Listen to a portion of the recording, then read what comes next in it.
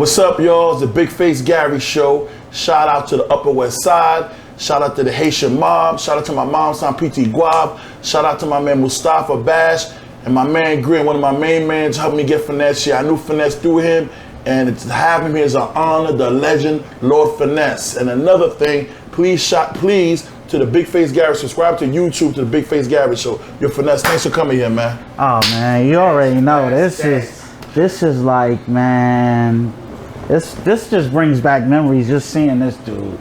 So this is gonna be a nice one. This is easy for me, y'all. This man is not only is he my friend, he's a super legend. Not even a legend, a super legend. So, not to start on melancholy, but of me being the ghetto journalist I am, I have to give you props. I went through this in 07, and I still don't know how I made it, but I'm still here. My mom passed away when I was 36, and I was devastated. And they said you lost both your parents at 5 years old. Is that and I don't, I've never I lost my mom's before I hit 1. Oh, okay. So February 4th. Wow. And I lost my pops like in what's that? I think it was 74, 73, 74. Wow. So yeah, I mean, whew, I'm playing with house money right now, you know, everything about my life. You know, the hand I was dealt, I always tell people like I might have had a 5 and a deuce of club in my hand, but I made the world think I was holding the royal flush. So, you know, yeah. I mean, I just made the best of all the opportunities I was given. Well, from what you just said to me is what my OG told me years ago. If you broke, no one needs to know you broke. You look good and play the part, man. Now, Ness, I'ma say it again. Tone knew my moms, and people know how I felt about my moms. The legend that you are, even though you took a major loss losing your parents, he gave you a gift from God. Your Ness, I'm gonna go with the first. I just have to go straight into it, man. What made you want to rap, man? Rap it's like somewhat what you said, right? I was raised by my grandmother, raised in the hood, projects. I keep it what projects totally you from, Forest projects. Okay, cool. You know. Fat Joe, okay. Yeah, that's Fat Joe, that's Show, that's Diamond. We all from the same block, you know. Legendary people, legendary. Yeah. T&ICE Avenue. Right. All right. So, you know, but my grandma's, man, she ain't have the most to give me. Right. So I had to find a way, what could I do to make myself popular? Right. And going to jams and watching dudes rap and the music and the jams made me go, okay, this is something I could do. You know, the DJ was the superhero, you know, and, you know, if the rapper got on that night, he just like, you know what, I'll tell you what. I was listening to a Cold Crush tape. Oh God! Okay, let's now, go. now you talking that shit. They was doing a routine on the tape, and they was like, and they was rocking a routine and said, all the girls say ow, and you heard the whole shit just wow, and I was like, man, they was fucking a lot of chicks that night. So I think that's also my women, man. You was a dirt man. You said that. I'm like, shit. I'm chasing. If I could rap and get women. You know, my paper wasn't long. I'm not afraid to admit that. Just like me. So, gangster.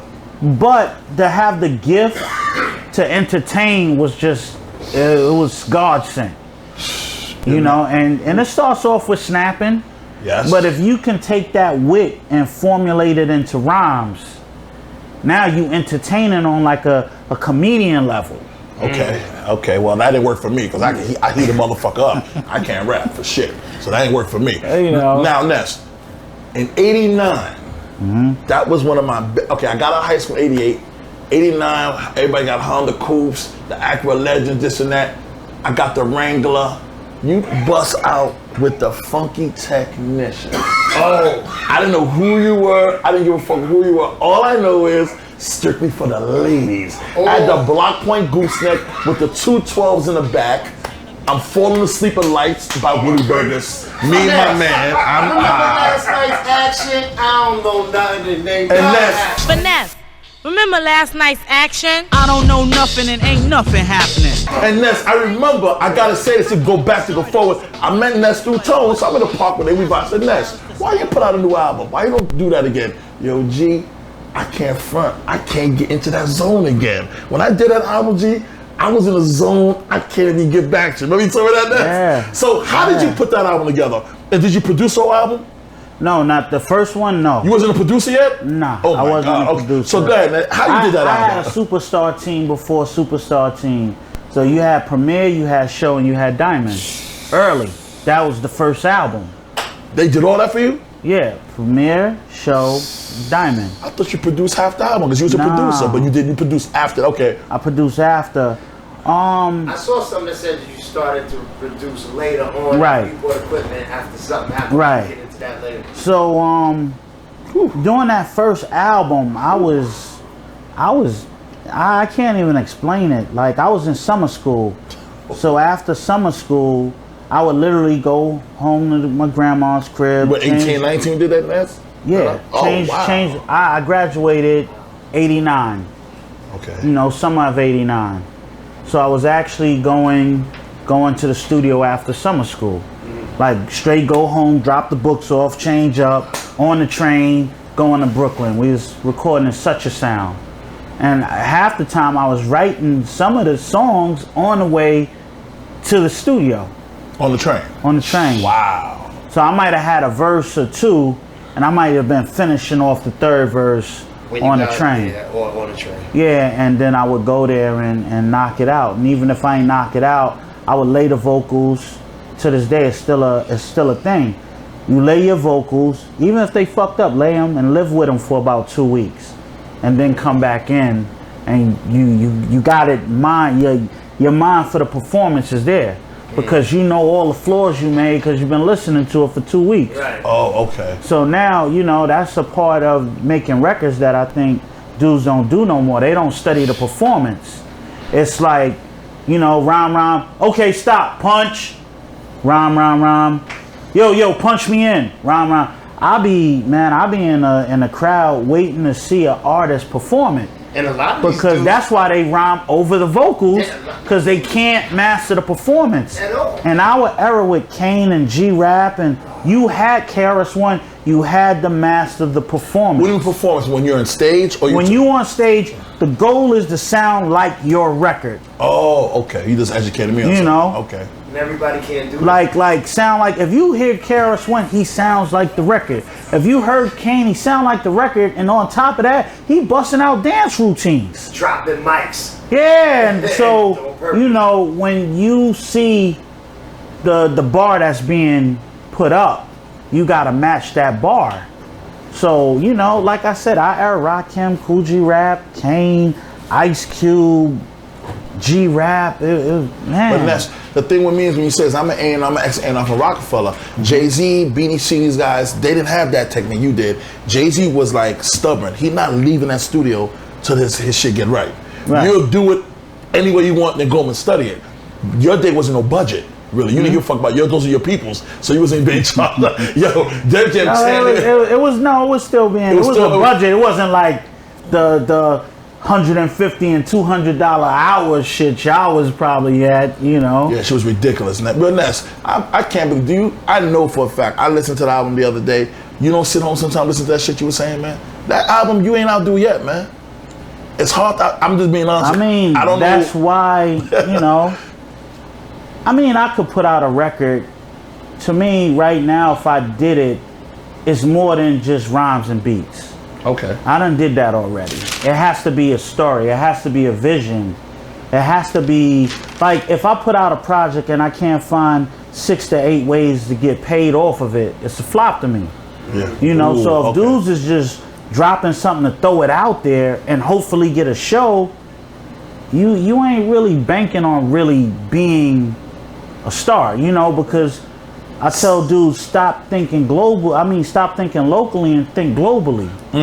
You know, there's a lot of tri-state kings here, you know, kings in the tri-state. Speaking globally, though, I've seen you just rock Russia. I was gonna ask you how you did that. What is that, the V1 festival? That was the Battle of the Gods. The V1. You killed that. You was rocking that. I seen the part where the crowd was rocking with you, and them Russians was like, every word you said, even if it was nigga, It was rocking. What bugged me out about the Russia thing was it's in like a little arena. They built a little arena like some real Roman shit where it's a circle and it's levels. So check So that out if y'all I was see it. watching, I think I watched Most Def do it. Memories don't live like people do. They always remember you. So I'm like, okay, this is cool. He's rocking an arena. So I'm thinking like he had room to walk around on his joint. So I'm like, okay, when I do that, I already know how I'm a finagle it. Right. But when I came into that arena, they wasn't in the stands. They was all on the floor. It was right there. So it was like I was performing in a big cipher the whole time. How long ago did you do that? I was there last year. Man, the year they was before. enjoying it. It had to be 2018. It's like culture shock. Like, it makes me proud when I see how far hip hop has reached, and to see them rocking to you like that. I'm a rock to you like that, but to see them rocking to you like that, like that's like, how do that feel when you go someplace like that and you see these people receiving your music like that? I mean, I'm amped from the minute I get on stage. Like I'm amped because in my mind I done went over the show maybe about 9-10 times. So I kind of know the highlights of what I'm gonna do that's gonna freak people out when they, you know, and you know, to me it's like breath control. I ain't have no hype, man. I'm dolo. That's what was So, amazing about it. And Okay, they- Ron, I'm about to get crazy. I don't hear this shit. Well, let's go. Finesse, Ice-T disrespected your career. He signed you. He was the dude. This Gary Right. talking. This ain't you. This is me talking. That's how I feel. So I'm gonna clear that up. Big face Gary. Big face Gary talking. I'm not to turn up what I like to do. Right. Now Ice-T's a superstar. He's Right. big money. Big money. Finesse signs from his mentor, and he starts doing New Jack City everything, and he kind of curved from you. And to my opinion, again, that's you gonna fix it if it's wrong. I watched him curve from you. My research with my boy, my producer, Rontheprodoosir, and I felt he said he left you for dead. In my opinion, you fought back your way, and I know you ain't gonna shit on him. But Ice-T, I feel like you could have did both because your money's long. Put him in the right situation, but you started acting, did everything, and I feel like he didn't put what he could put into you to make you big. I think And you he could started a rock group. that was trash. Dope. Body count, they call Nah, it. I think they went gold a couple of times. That don't mean you go That gold. don't mean they Hold up, wait, hold up, wait, Ness, let hold me- up. All right, let me Yeah. get That's to it. this. I'm going straight. Good. This is my buddy. I'm going straight at him. Shit ain't like that. They was in Alright. top. They went gold, but good. I'm gonna tell you what it is, right? Good. With Ice, I could never front on Ice, right? And I'm gonna tell you why. Because before I signed the Wild Pitch, he wanted to sign me before I signed the Wild Pitch. I was already signed. This was during the seminar Who were you signed of to? 1989. Wild Pitch. Oh, you was signed to Wild Stu before. Fine. Okay. So I was signed. He wanted me back then. And he said, yo, man, if there's anything I could ever do to help you, let me know. Now, I was on All right, Wild my Pitch. fault, Ice-T. I was on I try Wild to Pitch. take your head off. All right. Let me finish. I was on Wild Pitch. And I just remember the records buzzing, but my account wasn't buzzing like the records. So I know that feeling, baby. you know, so I'm like, damn, who could I call to help get me out this situation? Call Ice. Reach out to Ice. First thing he told me was like, yo, I can't get you out of your contract. Your shit is ridiculous. But if you get off, I got a nice deal for you waiting. And the deal he had for me was 100,000 and 100,000 plus, way more than I got with Cash up front? No, just is a deal, you know. Oh, $100,000 So deal. Big deal. he got me I forgot what it is, but it was maybe 150 or something. But at that time, you know, coming off of not having no bread to having a deal like that and fly me to Cali first class and put me up in Cali 3 weeks while I wrote The Return of the Funky Man, you know. And before that album came out, took me on tour with him, and I was on tour with him for a month and a half. So the reason why I'm big in Europe now is because Ice paved the way for me. So that's why I'm still Russia and It's the funny you say that, UK.